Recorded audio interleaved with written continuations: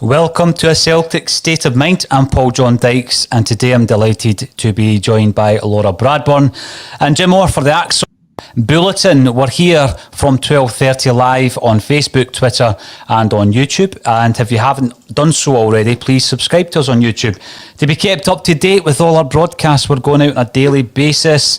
Jim, welcome back to the show. Give me your take on Celtic over the last 7 days. Where do you start? I said 2 weeks ago we're in limbo, and last week I said, well, this season's death by 1,000 cuts. What's happened last week? We played Livy last Saturday. No Dembele, no Okoflex, no Welsh. Rogic at centre forward. Inspired stuff. Drop a couple of points. Monday we have Neil's meltdown in his press conference. Not a good look. Livy on Wednesday. We lose daft goals. We lose our way in the second half. Substitutions are awful. Rooney. So it's not too clever the last 7 days. So no, it's not. Anything in there, just for those that might ask, Jim, anything in there that might be deemed positive that you can share with us? I think the more things get worse, then the more the exposure there will be on the chief executive. I think I've said previous weeks, and Kevin said the same thing. I think the success we've had over the last 9 years is in spite of the people in charge, and I think with every day we're actually seeing how poor they are. And the thing is, once things start to become good again, they will become good again, hopefully fairly soon. All that focus and all that exposure, that will go away, and we'll go back to square one. And maybe this is an opportunity for some real change where it really matters. Yes, we need a new manager, etc. But as I said last week, I don't want to babble on again. We need a vision. We need to know where we're going to go next, and hopefully we get that sorted out as soon as possible. Well, I read with interest this morning that there had been a plan to follow up the unfortunate interview that Peter Lawwell had already given, and that plan was to give us another interview and put that out to the Celtic support. Do you think that's still going to happen, Laura? I think that's been put on the back burner. Yeah, it sounds like it has been. I've listened to Natasha specifically, but everybody talk about the lack of communication from the club. They seem to be very reluctant to give any information unless they're absolutely pushed to. And this seems to be another situation where that's the case. They've said something a few months ago, I think with the intention of just kind of getting people off their backs, potentially not with the actual intention of following up on it, and didn't think they would be called out for not following up on it. And now that they are, they're kind of, paying a bit more lip service to it. So it's one of these things we have to just wait and see, and I'll believe anything that happens when I see it, but not before.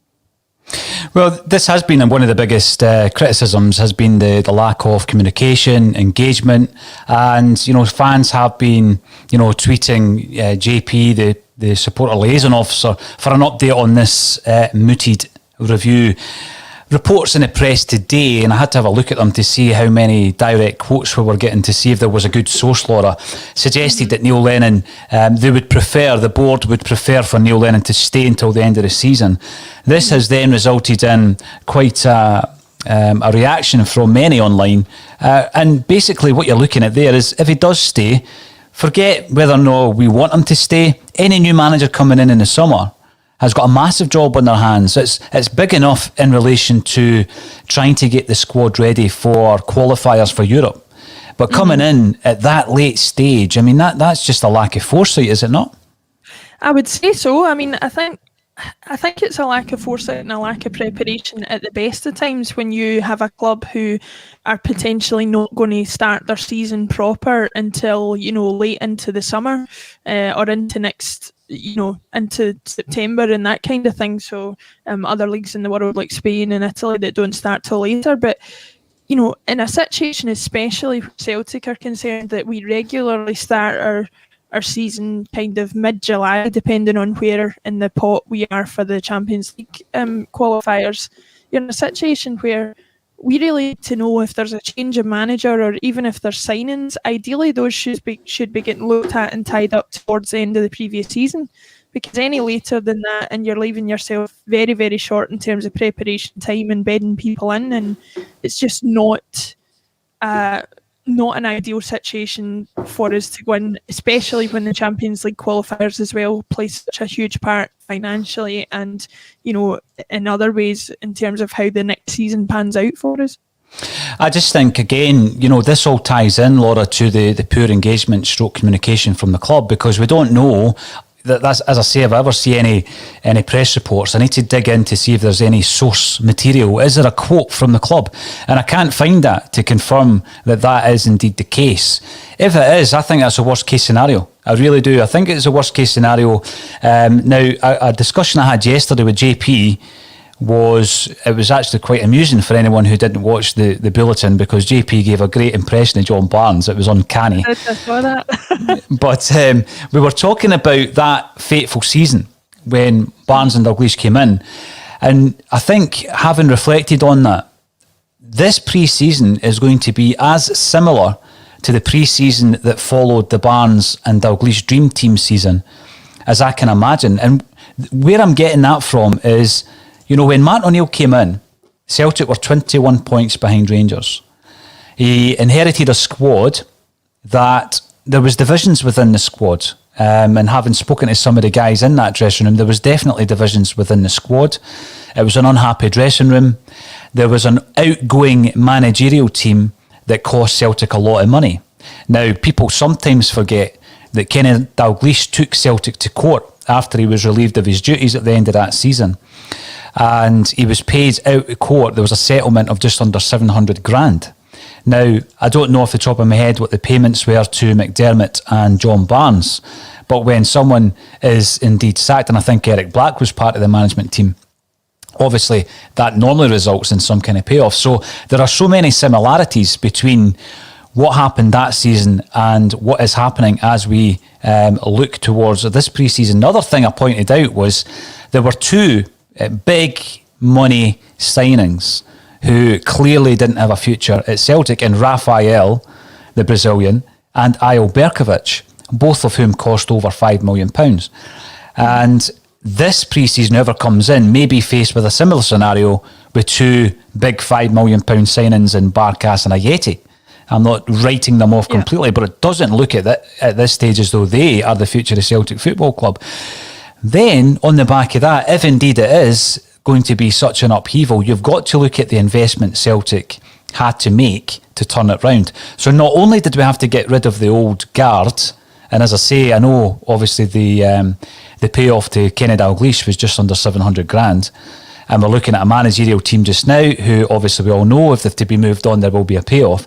We then had to invest massively in getting Martin O'Neill and his coaching staff in, because there was a compensation package to pay Leicester.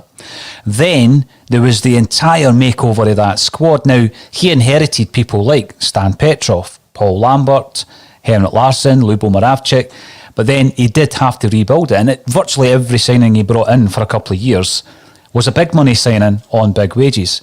So that, I think, is a slight fear for me at the moment, Laura. If you want to wrestle the superiority back, and you want to get that title back immediately, the turnaround this pre-season is as big as it was when Martin O'Neill came in. And that's what worries me, if the board are thinking, we're going to just stick with Neil to the end of the season, because the amount of work that needs to be done is massive. What's your thoughts on that? I'm making comparisons to another forgettable season. Yeah, my hope would be that there are maybe moves being made that we are not aware of, and that would include, clearing up with Neil Lennon what his position is, whether it's that he leaves at the end of the season or very, very soon. If the decision has been made that it doesn't leave to the end of the season, what I would hope is happening is that there has been a manager tied up for next season, and that conversations are ongoing about what kind of players he would like to bring in, where he thinks the weaknesses are in the squad, and that kind of thing, to avoid the very type of situation you're talking about, where he comes in, he's feeling under pressure to play perhaps big money signings that he had nothing to do with identifying or bringing in, because as we all know, there's, you know, it's not good for the players concerned, never mind the manager coming in. Look what happened with Marian Shved. I mean, he came to us off the back of, I think he was named Ukrainian Player of the Year in the league that he was playing in before he joined us. But ultimately, it wasn't a signing that Brendan Rodgers identified or that he wanted. And so we were in a situation that that he was getting left out because Brendan Rodgers didn't want him. Brendan Rodgers' relationship with the board deteriorated after that, and Shved ended up wasting a year of his career. So, you know, there's a two-way process by which there are people at the top of these clubs sort of playing with the careers, and that's something that we can't afford to do, either for the sake of the manager or for the sake of the players coming in. No, you're right. And again, there's obviously, you know, you look up at the date and time's running out, Laura, in relation to any reinforcements that you're looking at just for this season. Now, if any manager is coming in, any potential manager, and we've heard all the rumours about the potential for certain managers coming into Celtic, and you know this is the frustration.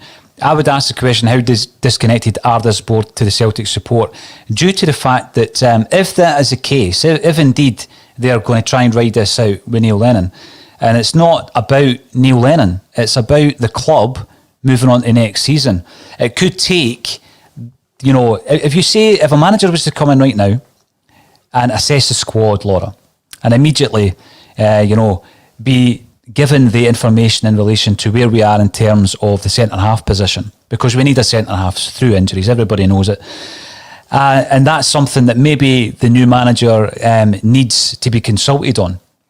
Then that needs to happen now. So we've heard all the rumours about there's going to be an announcement by next Friday. And in this paper talk, and we know that the club has been utilising the press and filtering stories into the tabloid press. And so you tend to be swayed by that information. If indeed that is the situation as it is in the club at this moment in time, I feel that there is a huge amount of Celtic fans who will be despairing at that. Mm-hmm. Absolutely despairing. And I keep saying this, but over the next month or two, season ticket renewals are going to start dropping. And the club surely know the kind of feelings amongst a massive part of the Celtic support. So on the one hand, you know, last week we were talking about, is Eddie Howe the man for Celtic? This week we're kind of being fed the line that Neil Lennon's going to be the man for Celtic this season. So it is a disconnect. I mean, are the club listening to Celtic fans? How can they listen? I mean, do they know what's going out there in the World Wide Web, on social media, on podcasts? Do they care?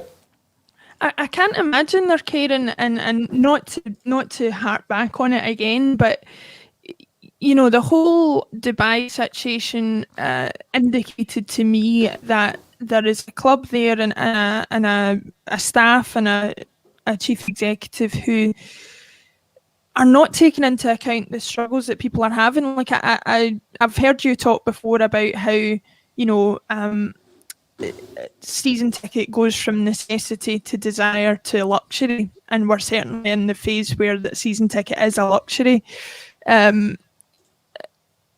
They have to make shelling out £600 or however much money it is for how many people you've got at home that have season tickets. They have to make that worth people's while, and that needs to be through the signings that they make, through the extras that they offer to people who have season tickets. Like, for example, right now I don't have a season ticket, and the only difference between me and somebody who has one is that they can get what I've heard is a pretty substandard access to watching matches. That's, to me, that's not acceptable. And I think as well, I mean, I hate to say it on a Celtic podcast, but I was listening to BBC Scotland radio, I think it was last night. I certainly saw the clip last night. Stephen Naismith was spot on with what he said. The only way that season tickets are going to be sold is if there's an indication of ambition from the club. That goes from the manager that we appoint, the players that we sign, and anything that is offered by the club by way of communication. Now, I'm not talking about hampers and, superfluous things that don't really matter in the scheme of football, but I'm talking about things that will make the experience of following Celtic better from a footballing perspective, and that's something that I think's been lost. Also, what you might have noticed has been lost is the one and only Jim Orr. Now, the reason for that, there was a wee bit of interference with the sound, so I'm going to try and bring Jim back into the broadcast, and hopefully that clears up. So there he is. Jim Orr, you're back. You're back in the room. Can you hear us? Now he's quiet, which has solved the issue because we can't hear any interference. But indeed, we can't hear you at all now, Jim. I'm going to keep you up on the screen until your sound comes back to us. In the crowd, who is commenting via YouTube, Celtic website not been updated for 2 days, the ostrich manoeuvre. There is this disconnect, and this is the big issue in relation to what do you believe, what don't you take as gospel, Laura. So when we see these stories about Celtic keeping the gaffer, do we wait until the official statement comes out? Is that the only way that we know what's happening? But I hadn't seen the interview, or heard rather the interview that you're referring to, but I had read it this morning on one of the Celtic sites. And again, regardless of who came out with it, I think if you're just looking at the actual facts that he stated, he is 100% correct, because Celtic supporters now are feeling that whilst, for a large part, and people do disagree with this, whilst Neil Lennon's at the helm, things are not going to improve. So the point was made that when the review was announced, we were closer to Rangers than we are now. This comment that he made, and it was after being posed a question by the Cynic, the Celtic podcast, the Cynic, in relation to, this situation where there's a dramatic failing over a short space of time, then, that would be the time for him to kind of review his situation and move on. That's happened. And he's saying that he's not going anywhere. So the contradictions continue as well. Now, just a quick sound check. Jim, can you give us a 1-2 to make sure we can hear you? Because at the moment you are absolutely silent. Can you try again? Unfortunately, it sounds as though we're losing Jim. So we'll see if there's anything he can do in the background. It sounds as though you're muted, Jim. So yeah, Laura, in relation to those comments then, I mean, we don't speak on a Celtic State of Mind. We don't speak for the entire Celtic fan base. What we try and do is get an overview of the views and considerations of Celtic fans, and we get that through some of the comments that come through during the broadcast. So Caplo Mark, the disconnection is as wide as before Fergus. There appears to be similar disregard for the supporters then. And again, I understand exactly what you mean there, because two different sets of situations. The club completely different now to what it was back then. But in relation to how disconnected the fans are feeling, there's Jim, and I can hear you this time, Jim. 1, 2, 3. Yeah, we can hear you. But the way a lot of fans are feeling, it is a real disconnection. I'm going to throw this one out to Jim Orr, because obviously Jim was heavily involved in supporter movements, street movements back then, Jim, with Save Our Celts in the early days. Is this disconnection as wide as it was back in your day, back in the early 90s? I don't know the board name disconnected, but I'm disconnected today, so that's the main thing. In terms of the early 90s, I would say so, because I also think there's a sense of you will never get to this board. This board are too big. This is a big public limited company. And what you had back in the early 90s was a boardroom full of people who weren't wealthy men, who weren't particularly clever men, who had a deadline to build a new stadium, had no money to do that. So there was always going to be an end in sight. I don't see an end in sight to this board, which is maybe no bad thing, as long as they get their act together and start to do what they should be doing. And I keep coming back to the vision thing. I'd like to know what the vision thing is. I'd like to know what the structure is going to be. And there's no reason why they couldn't tell us what the structure could be. Because if they go down the route of director of football and head coach, then Neil Lennon or John Kennedy could be that head coach. They don't have to give us names. Just give us some sort of structure, give us some sort of vision. What are the objectives for the club? Because people talk about work environment, having SMART objectives. Stands for specific, measurable, achievable, realistic, time-bound. What are our objectives as a club, both domestically and Europe? Domestically, every season we should be looking to win all the trophies because we've done that. And that kind of fits the SMART objectives. Europe, what's our objectives in Europe? I just think that maybe 2 out of every 3 years we should be in the Champions League. And every year we should be playing football after Christmas. What are the board's objectives? Because it used to make bumble along and let's just see what happens next. Because if we know what the club's objectives are, then that will kind of manage your expectations. Because we've had a chat before, and you said about your expectations of the club are X, Y, and Z. And I've always said to you, don't have that, that's too high. My expectations are very, very low. And they tend to meet my expectations more often than not. And what's happening this year, I think it's just to expose them for what they are. And I don't know how much, if you take things like how much we want to pay for a new player. Now, you have to balance the books, and I understand that. Like Peter Law, I'm also a chartered accountant. He's one of my people, basically. I'm also the same age as Peter Law, so there's a bit of a hint there. If he gets a push, I'm here. So you have to balance the books. So from my point of view, when I look at Celtic, there's a kind of ceiling in terms of having to spend on a player. And I was astonished in a good way that we spent 9 million on Edward. Astonished for a club like Celtic. Because we have to balance the books.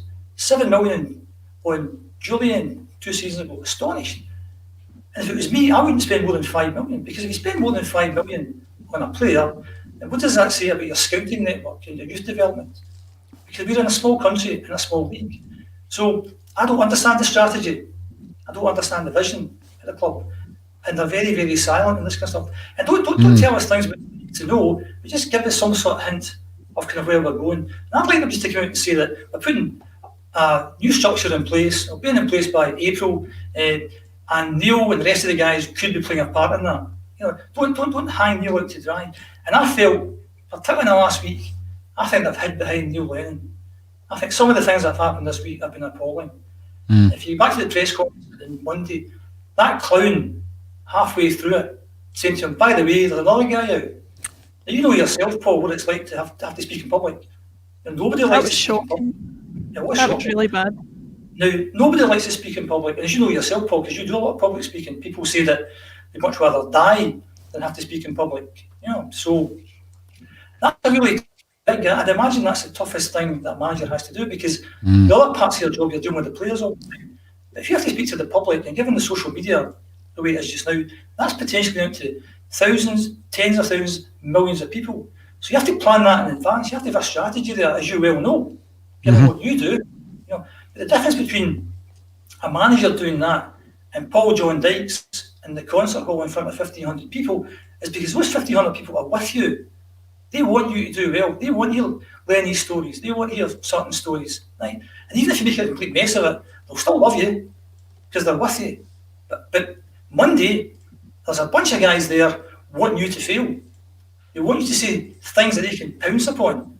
Yeah. And this clown, halfway through it, puts a real spanner in the works there.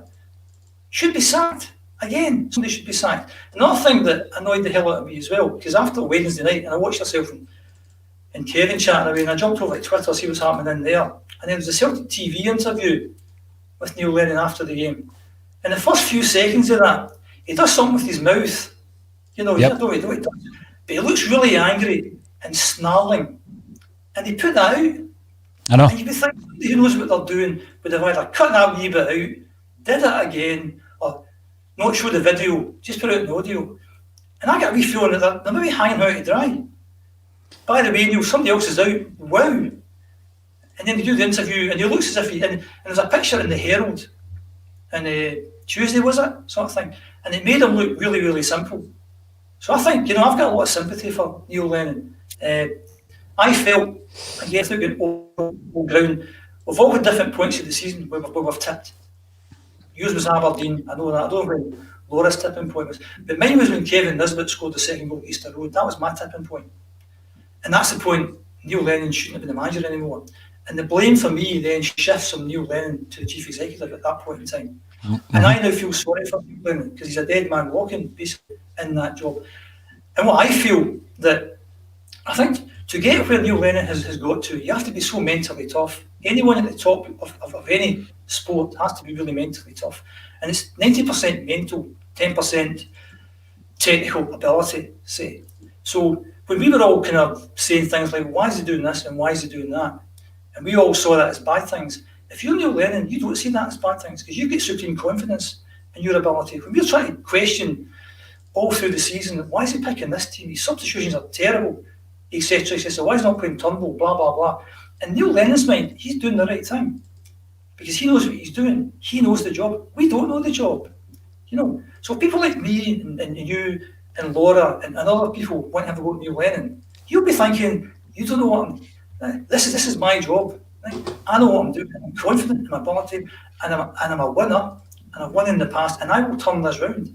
And I think at the point we were all clamouring for him to go, he said to Peter Law all those things. I'm a winner. Stick with me. And at that point, Peter Law jumps on the Lenny bus at that point, because he's now stuck to Lenny. So Lenny succeeds, Law succeeds, Lenny fails, Law fails. And he almost did it. He almost did it. He obviously went to Law and said, look, leave it with me. We'll win a few games, we'll win the Scottish Cup, I'll go to Ibrox, we'll beat them, and before we know it, we're within 4 points, and it's game one. Trust me, Peter, I know what I'm doing. And I think as well, from what you've said, Jim, I totally agree. Like, I sometimes get frustrated when things happen, and I know that I'm not going to be on the podcast towards the end of the week because it's all been talked out by the time we get in to get our tuppence worth in or whatever. On this occasion, I was actually quite glad because after that press conference on Monday, I was mortified at the way Neil Lennon behaved. I don't think I've ever been more embarrassed as a Celtic fan by the conduct of the club and by the conduct of our manager. If there was any power that I had to have sacked him on the spot after that press conference, I would have done it. With a few days' reflection, I think bringing up the issue about, getting told in the middle of the press conference that another player had tested positive, actually reading the transcript of what he said during the press conference was all pointed towards, there's some points there to be made. Some of the things he said were reasonable. It was his manner and the way that he put it across that was absolutely, out of order in my opinion. So I think Celtic fans are coming round to the fact that, I don't think anybody really wants Lennon to stay as manager. I don't think I would go that far and say that. Certainly not. I want a higher calibre manager. I think too much has happened for it to continue the way it is. But I think looking at that and looking back at the Brendan Rodgers situation, I think people are starting to come round to the fact that, we need to frame our opinions not only on the individuals as managers and the way they behave, but things that might be going on behind the scenes that we have no knowledge of that might be causing frustration or causing people to act a certain way that we might not see as acceptable, but actually if we were in the same position, how different would we be? I think that's absolutely spot on, Laura. I mean, Paul, you've interviewed Neil Lennon. He's an intelligent, articulate man, right? Why would he say the things that he said in the manner that he said them? Why would he do that? He must be under, enormous pressure. Yeah. Enormous pressure under there. And people aren't helping him, I don't think. And yes, what he said, the manner in which he said things was unacceptable. But I think if you peel back, as Laura said there, to go a wee bit behind that, to understand why he's saying these things and the way that he's saying them. Because all Neil Lennon had to do last Monday was come out and said, I'm not going to talk about Dubai. Peter spoke to you last week. That's moved on. We've got Livy on Wednesday night. Let's talk about that. That's all he had to say. And Lenny's been in the game, 20, 30 years? He spoke to the media hundreds of times. Mm-hmm. He didn't know how to do the media, but yet he didn't do that. And either he's got a reason for doing that, or something has happened that's just like bang. And I think, again, my theory is that my tipping point was Kevin Nisbet's goal at Easter Road. I think Lenny's tipping point was Kevin Nisbet's equaliser in the game at Celtic Park, which he must have been sitting watching the game on the TV. Because I think, again, if you put yourself in Lenny's mind, you're a born winner, you're positive. So You don't win at Ibrox, but you go to Dubai and you're coming back and you're pumped and you're going to go for it. And okay, maybe if we win the games in hand, there's a 10-point gap, win the 2 Glasgow derbies, it's 4. That's the way Neil Lennon's thinking. That's the way you have to think when you're a top sports person. You have to think that way. We're going to win this league. I'm going to show them. I'm going to do the 10. That's in his mind. That's what's going to happen. And then Dubai blows up with the 13 players been out. And he's having to sit and watch a game on his TV. And we're 1-0 up, get into the last minute thinking, well, that's quite good. We managed to get 3 points. And I think when it scores, maybe he does realise it's over. It's just over. That's it, finished. And I think that's the point. I think that's his tipping point. I know he has to say it loud, we're still in it, and we'll try with it. I think that's the point that his tipping point is. And I think all the frustrations of this season, because, and I'm not looking to look for excuses, because the team at the top of the league deserve to win the league this year. Absolutely. And I'm not going to make excuses. But again, if I'm Neil Lennon and I'm looking back in the season, because I'm having to self-isolate, so I'm having to do a lot of thinking here. And I look back in the season and I think, you know, whether we think, or whether somebody thinks that he was the right man for the job or not, or whether you think how he got the job was the right thing or not, he was appointed the manager and he was asked to do, he had certain smart objectives and he delivered on those objectives. Won the League Cup, won the Europa League section with games to spare, gets into the semi-final of the Scottish Cup. He's delivered everything he was asked to deliver. He's then given £13 million, 6 new players. Game on. We're going to win the 10. Because what I'm not a big fan of is selective hindsight. You know, we're all smart in hindsight. And just a wee thing about what the chief executive said last week. In hindsight, it was a bad decision. You know what? We shouldn't be paying somebody £3.5 million to do hindsight. He has to do foresight. He has to do vision and strategy, right? My almost 90-year-old mother can do hindsight. She can tell you what should have happened. We don't need to pay you £3.5 million for hindsight. It's about foresight. But if I'm Neil Lennon, off that tangent, sorry. If I'm Neil Lennon and I'm looking back at the season, I'm looking at the game at Kilmarnock, Big Julian giving away a daft penalty. I'm looking at the Aberdeen game and Cham giving the penalty in the last minute, and I'm looking at Easter Road and Scott Brown giving away the penalty. I'm looking at the game at Ibrox where we dominate the game and we get a daft sending off. And I'm not making excuses from a personal point of view. I think if I'm Neil Lennon, I'm looking at all these things and you know what? See if 1 or 2 of those things went the other way, we're right back in this, because he's a top sportsman and that's how top sportsmen think. So I've now got a lot of sympathy for Neil Lennon. It wasn't good viewing last Monday, the bits I seen, and also the media again are going to pick the bits that they want to show him in the worst possible light. So you have to be aware of that. And I know you've seen the kind of long version, Paul. I haven't seen it, and I know you said it's not very good viewing, etc., etc. But getting back to the public speaking thing, they're out to show him in the worst possible light. And Neil Lennon is one of us. Neil Lennon's a good guy. He's not performed particularly well this season, and he really should go. But some of the personal abuse, way over the top from Celtic fans, that's unacceptable. If he's not doing a good job, I think he should go. And that's the sum total of it. But the personal stuff, that guy's had to endure, more than any other Celtic player has ever had to endure. Don't make it personal. We know his time's up, but maybe he might have a part to play within the club. Who knows? Yeah. Listen, I agree with a lot of what you're saying, and I know that I just said what I said 5 minutes ago about the content of some of what he said being worth investigation. I think where he went wrong was he behaved appallingly in terms of how aggressive he was, the way that he spoke to the reporters and stuff. And I know that they sometimes don't behave great themselves, but it was atrocious. I think where he made the absolute biggest error, you can say what you want about, he can contest the dressing room conditions of some of the other places that he's been. He can contest whether the rules were changed or not, and he can, after Dubai, where he went wrong was saying that he didn't think there was a problem going there, and he didn't think there was a problem having a drink and whatever. They may very well be his opinions, but he's been in isolation for however long. He knows that stating those things is not going to change people's opinion. That was a mistake, and to start with that, put him on the back foot immediately, and I think that's where the problem was. What hasn't helped his credibility since, and it's kind of their word against his, but to have St Johnstone and Hamilton and the Scottish Government come out and debunk everything that he said, you know, puts his credibility as far as some of the statements he made through the floor. And I think that's certainly where, from an employment and a management point of view, he can't continue, whatever your opinion of him is as a person and what he's been through in his time at the club. You know, I think it does come. Sorry, Jim, on you go. I'm not trying to defend Neil Lennon, right? I'm not a big Neil Lennon fan in terms of him being the manager, right? But I'm trying to look at it objectively. Now, I think the whole club has got a blind spot about the trip to Dubai. For some reason, they don't get it. They just don't get it.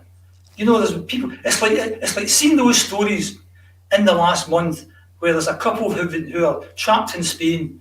My holiday hell. They went to Spain during a pandemic. How stupid are you to go to Spain in a pandemic and you're looking for sympathy? That's the Dubai trip, right? And there's a blind spot that they haven't admitted to yet, and I don't understand why they haven't admitted to it. But a number of things came out of the conversation on Monday that I thought, oh, aye, that's interesting. That's interesting. Because Neil said something like 75 to 80% of the players don't drink alcohol. Mm-hmm. And straight away, I would be homing in on that kind of comment if I was in the media, basically. Because one of my bugbears is alcohol in this country. Right? Alcohol spoils this country. People are too dependent on that. That's what we're looking for. Alcohol equals good time. Right? So to me, 75 to 80% of our players are doing the right thing. They are top-class sportsmen and they shouldn't be drinking alcohol. I don't think Neil Lennon sees that because he's old school. Right? So we've got 20 to 25% of players who like a beer. Again, go to Dubai if you want. You think that's a good idea, but surely they should be saying, don't drink alcohol, guys. I know you're working hard, but just have a soft drink, just have a cold, just have some water. Don't drink alcohol. Alcohol is banned. But what do we see? We see the manager and the captain lying virtually side by side, beers in hand. Now, the whole PR thing is all over the shop. Or either the PR thing is good, but the manager's not listening. I don't know, but there's such a disconnect between the whole thing. And the thing about Monday's interview, surely one would think that the PR guy, whoever it is, we keep talking about PR guy, maybe a woman, who knows, but PR person, you think would have sat down with Neil Lennon and planned that out and said, right, Neil, what I said before was, tell them straight away, Dubai's off limits. We're just going to talk about the football. And if you do start talking about Dubai, stick to this and only say that. And don't do a John Kennedy and say something. And again, it's not like a Michael Spicer, you know. See the thing though, Jim. I think that's a good point, and it is a PR guy, incidentally, but I think it's a good point because it comes into the communication of the club. It was really, really bad communication on Monday. Even if the communication guy had said that to Neil Lennon, his opening gambit was to have a go at Andy Walker for calling it a jolly. So he's brought up Dubai. You know, it wasn't as though anybody else brought it up. He brought it up himself. Neil Lennon brought it up. And so even if he's been told before he goes in there, don't mention it, he's gone rogue. I think he's gone rogue anyway. But it comes back to the poor communication all around the club, because it's all part of the same problem, whereby should the PR officer have briefed him? I'm sure he did before that. Should he have imparted the information about the second casualty? Absolutely not. It's just poor communication. So Patrick Murphy brings up the point. If this morning's rumours are true, then the self-sabotage continues. However, the noises around the club are so mixed right now, so who knows what to believe. Communication is vital and we have nothing. Now, someone suggested on my Twitter feed this morning that we could, because we have obviously the live feeds for the games. Laura, Jim's dropped out temporarily again. We've got the live feeds for the games, so you are basically opening up an opportunity to address the season ticket holder base and all the corporate tickets that obviously have been given links. So at that point, I don't think that many people have been too enthused with the pre-match entertainment this season in relation to the season ticket pass. But what you do have is you've got a fantastic opportunity to address the fan base in terms of the season ticket fan base. And then that video after the game or even during the game could be dropped onto the YouTube channel. So you can address. So I thought it was interesting that apparently there was a planned address to the Celtic support this week by Peter Lawwell, which has been shelved following Monday's situation with Neil Lennon. But if you're going to do it, and it's not going to be interactive, because I doubt very much that he'll ever agree to that, then do it before the game, because you're going to then have a whole blanket of Celtic season ticket holders. Use the And communication also- avenues. And also, you know, if you're blanking the opportunity to communicate based on Monday, surely as a chief executive you would want to get out and communicate straight away. If he's thinking that what Neil Lennon did on Monday wasn't acceptable, then why is he not taking the opportunity as soon as possible thereafter to try and right that ship?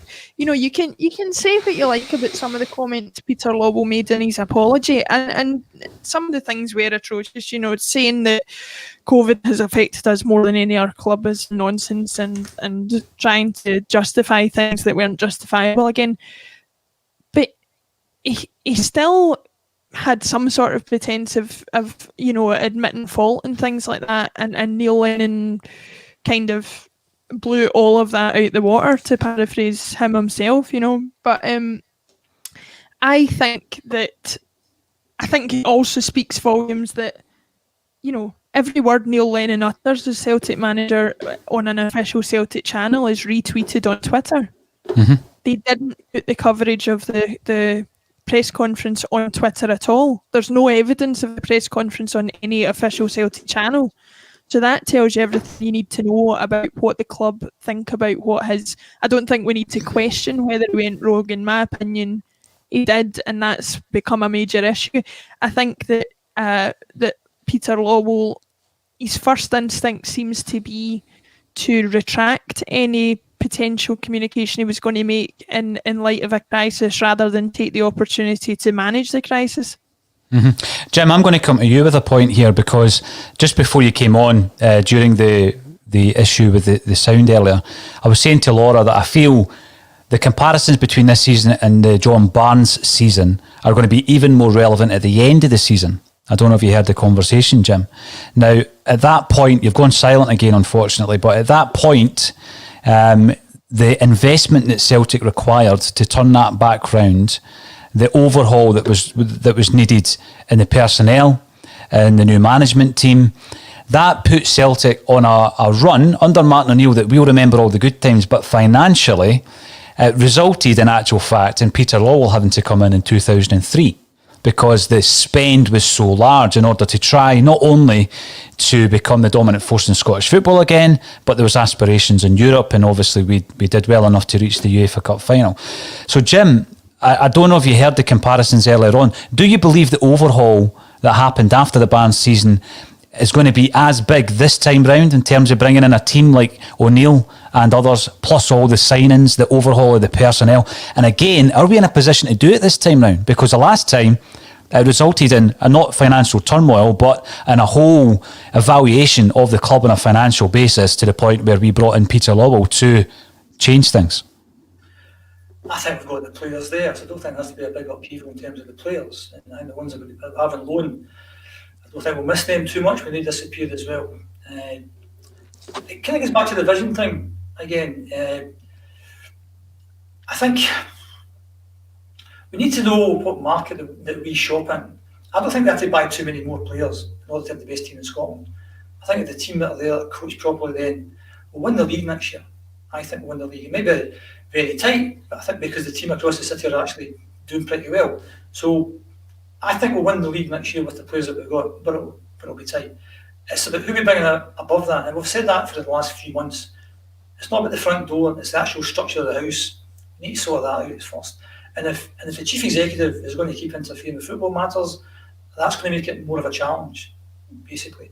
And what we have to do is put a structure in where people know what their roles and responsibilities are, and they keep to their own bit. Right? If we've got a director of football in there who deals with all footballing matters, just give him or her a budget and let them go on with it, and that's it. And Peter Lawwell, you stick to balancing the books, go out to get sponsorship and advertising in the markets, and using your influence in Europe and doing all that kind of stuff. But don't touch the football. And I think we've heard too many stories over the past number of years of interference, and we've lost this player and lost that player because of his interference. If that continues to happen, then it'll be more of a challenge than it should be. And what I've said earlier is that we've been successful in spite of that. But this season, we're not successful in spite of that. That's been a factor. And you should pinpoint certain things that have happened to say, well, maybe if he hadn't got involved in that, this wouldn't have happened. Now, I'm not absolving Neil Lennon from the blame, but I think it's a joint thing now. Because again, if you're Peter Law, and again, you go back to May 19, and you pick a manager, now, don't call him Neil Lennon. You pick a manager, and that manager you pick, whether that was a good decision or a bad decision, the outcome was pretty good. We might say that was a bad decision you made there, Peter, but the outcome was good. He delivered the league, the League Cup, the Europa League qualification, and won the Scottish Cup. And then at the start of the season, if I'm Peter Law, I give you £13 million. I give you 6 players, 2 from the EPL, Serie A. On you go. I've done my bit. I'm not to blame for anything now, because I've done my bit. And then the manager makes a complete pig zero of it. I have to step in and let him go. In November, if I do that, I've done my bit. So I was surprised, because from a Peter Law point of view, if you let Neil Lennon go in November, you can defend what you've done. I think I can defend what I've done. But by jumping on the Lenny bus in November, you're now joined to him. He fails, you fail, and he's failed, and therefore Peter Law had to fail. Because as we've all said at various points in time, you have to twist. You can't stick, because if you twisted back in November, who knows? We might be much closer to the team at the top of the league. We might know it, but we can't be any worse. And that's the things when you stand or fall by the big decisions you make. He made a bad decision, and he has to fall for it. Now, Jim said something earlier on, Laura, I'm going to ask you about it, where he said basically that perhaps there are moves in the background that will include Neil Lennon. And I'm not so sure that Neil Lennon would buy into that. I mean, it would be difficult, surely, if he was to move from first-team manager to any position at the club, because, again, it's almost an admission of failure, something that he hasn't admitted to date. So we've seen it in the past where, we've tried to move a manager elsewhere within the club, and it's not happened. It's not been a success. I mean, do you see that being part of any future strategy for Neil Lennon to be part of it? I don't think he'd accept it. I've struggling to think of an example where that's happened anywhere, Celtic or otherwise, where it's been a success. I think it brings up 2 issues. One is, if Neil Lennon hasn't shown that he's got enough either on the coaching or the motivation side to continue to be the manager, then I struggle to understand what value he could bring to another role, whether it's a director of football or anything like that. The other problem you have is any manager who comes in thereafter is going to rightly feel kind of as if their toes are being stepped on a little bit. There's rumours that David Moyes, for example, Sir Alex Ferguson's legacy and his presence ongoing around the club was an issue for David Moyes to get his own ideas. Now, I'm not saying obviously there's different issues there because of the level of success that Alex Ferguson had, but the principle remains the same in that you lose autonomy as a manager if you come in and the previous manager remains, because there's relationships with some of the players there. There's ideas that some of the players might continue to use from the previous manager, and you can struggle to put managers struggle to put their own stamp on a team even after a previous manager leaves at the best of times. If that manager is physically still involved in the club, I don't know how that process gets made any easier. And I can't see an Eddie Howe or a Mark Hughes or anybody like that coming in circumstances like that and being happy with it. I mean, we've talked about Peter Lawwell getting too involved in footballing matters and how that might affect our ability to appoint a high quality manager. Can only think that would be even more the case if Neil Lennon was to stay around, unless he was literally to become, a first team coach or a youth coach or something like that, where he is absolutely 100%, underneath the manager. But again, like you say, I can't see Neil Lennon accepting a position like that. And so I really don't see how any circumstances in which it would work. Now, there's been a lot of talk about potential managers to take over from Neil Lennon if indeed he is not the Celtic manager at this stage or at the end of the season. Green Knight Guitar, I'm here waiting on Eddie Howe. Better get a finger out. Great manager. Now, the reason I bring it up is the managerial merry-go-round as well, Laura, is such that you keep an eye on the English game, and you know that Eddie Howe is being linked with Newcastle, who already have a manager in place, and he's getting linked now to Cardiff City, who relieved the management team of their duties yesterday. Now, if, for example, one of these teams was to nip in and, are efficient enough to get the man in place quickly, then that then starts to create another issue as well, because we know that Peter Lowell came out the last time and said Neil Lennon was our first choice. I spoke about this yesterday, and he was criticised for saying that he had never looked through the CVs, and people joke that they're sitting in some drawer in his office, in Peter Lowell's office. But I mean, information that I am led to believe is that that's not the case at all. So we were in discussions with a manager, and those discussions broke down really late on. Now, that would be horrific. You imagine a situation right now where, let's say, we were in discussions with Eddie Howe, but we're not acting quickly enough, and somebody like Newcastle or someone like Cardiff act a lot quicker than us, because, I mean, they don't mess about, do they? You see a lot of these clubs down south. I mean, the West Brom situation was poetry in motion. Bilic is removed. Next thing you know, Sam Allardyce is there. It's like they don't mess about. I think this dithering could really come back to haunt the Celtic decision makers if it goes on any longer. Yeah, I think we've seen that plenty of times. John McGinn's the most recent big example of a situation. Obviously, there was a financial aspect involved to that as well, but certainly we wouldn't have been forced into an auction off with Aston Villa had it not been for the delay in actually putting the offer in the first place. And the same issue happens with management. The rapid nature in which managers are appointed and sacked and things like that. Appointing a manager nowadays is very much like trying to sign a player. So in either case, you're in a situation where,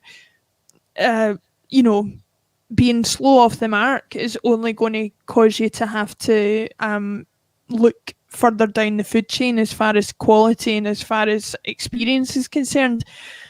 Eddie Howe, quite rightly, will be in high demand for a certain level of club, of which I think Celtic is in that bracket.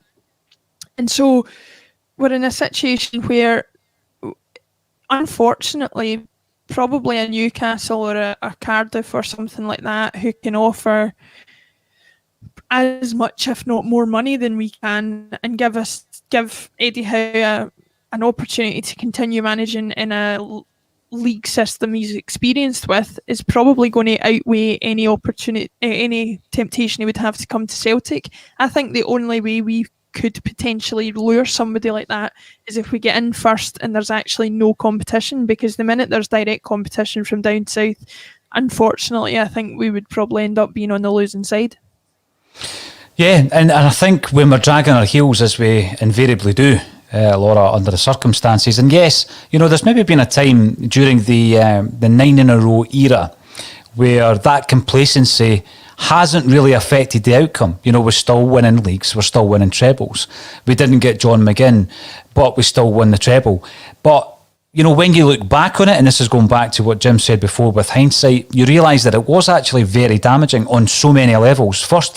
The first level is the fact that Brennan Rodgers, and it wasn't the only reason why he left the club, but it was yet another reminder to him that you're not going to be able to do the job that you want to do at Celtic whilst you're up against this situation where someone who was employed to deal with all non-footballing matters is interfering with footballing matters, to the point where a deal that could be struck with John McGinn wasn't. And others, we spoke about the Piccini deal, whereby the goalposts were moved. And that was after the guy had actually flown into Glasgow to sign on the dotted line. So these situations that Celtic find themselves in, again, it could be complacency in previous years. We don't have the the option to be complacent now, Laura, because as I said at the very top of the show, we're moving into the territory at the end of this season of having so much of an upheaval. Now, Jim doesn't think the playing staff, because we have such a core, and I agree with that. I think we do have a very good squad of players who, if coached with the right individual or team, could still craft out success. But I feel at the end of this season, we're going to lose a batch of those players. It doesn't look at the moment as though we're going to lose any of them in January. But it's got to be said, some of the names that keep cropping up will not be here at Celtic next season. It's unfortunate that a couple of those, I think, would be pivotal team members such as Ayer or Christie or Edouard. I think we'll probably lose 2 out of those 3. So there will be a reworking of the personnel in terms of identifying your own men and bring them in. Martin O'Neill did that, and he was picking players out of the top league in England, and what came with the players is a transfer fee and a massive wage. Unfortunately, it doesn't sound to me as though we're going to be in a situation or we are going to be prepared to do that this time round at the end of this season, certainly. Laura, could you just tell me if you're still with us? I know that your camera has gone. Good. But yesterday, when I was talking to JP about it, what he was able to do was he injected a wee bit of humour and he took us on a different tangent and he gave us a John Barnes impression. I'm going to ask you, I'm not asking for humour, but let's take it on a diversion at the moment. There's a big Celtic flag behind you. What can you tell me about the story behind that? So this is my sister's replica version of the Celtic flag that I believe is still flying as the main club flag at the stadium.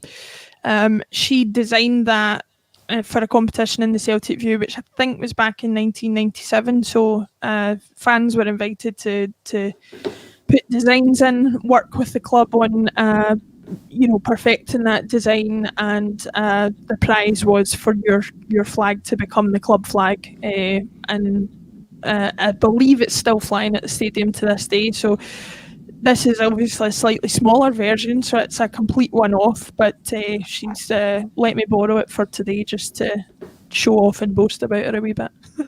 I remember that competition. Sadly enough, I do remember that competition, Laura, and I'm sure I've still got the Celtic View that it was announced in. Lawrence Conley has joined us to say you get one-on-one communication with the fans, your customers, no outside output. It is an amazing media to have that gives you that direct connection. And I think if you were to join the fan base, let's say on Wednesday night against Hamilton, and address the fans, straight away, there is a feeling that you are listening. You appreciate the frustrations that many fans are feeling at this moment in time. And if the CEO was to take some time out of his busy schedule to do that, I'm sure it would be well received. Jim Orr, we were talking when you disappeared there about various aspects of where we are as a football club, and you had said earlier that you do still think we have a good squad. However, aren't we coming towards a point at the end of this season where maybe 4, 5, even 6 of that squad are going to be moving elsewhere? Of course, I think that could happen. I think there's maybe 2 or 3 players I'd try and push the boat out. You mentioned Chris Ayer. I would build the team around Ayer and I'd offer him a long-term contract and bump up his wages. And even if we do lose Eddie, we're going to lose Eddie, that's a kind of given. We'll lose Ryan Christie, we might lose Calmack. Scott Brown will be playing less and less games. I think we'll maybe only lose 3 or 4 players. The loan guys going back, Shane Duffy will be no great loss. Like Salt started off really well, but he'll be no great loss, I think, either. I don't think we would spend any big money on him. Again, we have to balance the books. Elyounoussi is one of these guys, good 1 week, bad the other. So on balance, I don't think I'd lose too much sleep over if we lost him. So I think the players are there, and if you get a decent amount of money for Eddie, we should look to reinvest that. And I think we should look for top dollar for Eddie, because I'm quite confused by a lot of the comments about we'd be lucky to get whatever for Eddie. 30 million is where you start. Eddie's in the under-21 French team. He's the top all-time goal scorer for the French under-21 team. He's maybe not had a great season this year, but if you look at some of the goals that he scored, AC Milan away, Sparta away, the cup final with the wee dink, stuff like that. Eddie's a class player. His form might have dipped, but he's a class player. And if you were trying to buy any other player like Eddie anywhere in Europe, 30 million is a bargain. So if we can get 30 million for him in the current climate, that's a lot of money to try and reinvest. Albeit, given we're in the middle of this COVID still, The club spend a lot of money. You know, back to Peter Law, he has to balance the books. That's the most important thing he has to do. And I get a bit, when I see all these stuff about we should get back this guy, he's only 10 million, we can't do that kind of stuff. And as I said at the very start, if we're spending silly money on players, that's a reflection in how poorly that we're trying to scout players. We need to get that part of the club sorted out. We need to identify players better, sign them faster. We need a better fast track for the youth players. Are they any good? If they're not any good, why aren't they any good? Why do we stop that facility at Lennoxtown? Get that sorted out. And again, this is coming back to the structure of the whole thing. The success is, in spite of all that not being very good, what would it be like if we got all that sorted out? What would it be like? Yeah. No, you're right. And I think people do point to the European misadventures that we've had over the piece as well, and the kind of finance that could have come in had we got our ducks in a correct alignment before we went into these games, i.e. players actually playing in the European games. £10 million of talent sitting on the bench last season, and we fire out to Cluj. So again, I've got to thank everybody for getting involved in the comment section on Facebook, Twitter and YouTube. If you are watching on YouTube, make sure to subscribe, free of charge, and we broadcast on a daily basis. And later on this afternoon at 2:30, we actually have Anthony Haggerty joining us for an additional bulletin. We'll be picking Anthony's brains to see what he thinks about the current situation at Celtic. Laura, you won't be back until Friday of next week. However, if there is any breaking news, maybe we'll do an additional bulletin and pull in some of the under contributors into a bulletin. Will it happen? Who knows? We've got the best part of a week since the Livy game to do something. And there are rumours saying that, you know, it's all about behind the scenes discussions about contracts. Something is afoot. Who knows? I don't know what to believe at this moment in time, but we'll see how that progresses. All that's left for me to say is Jim Orr and Laura Bradburn, thank you once again for joining me on A Celtic State of Mind.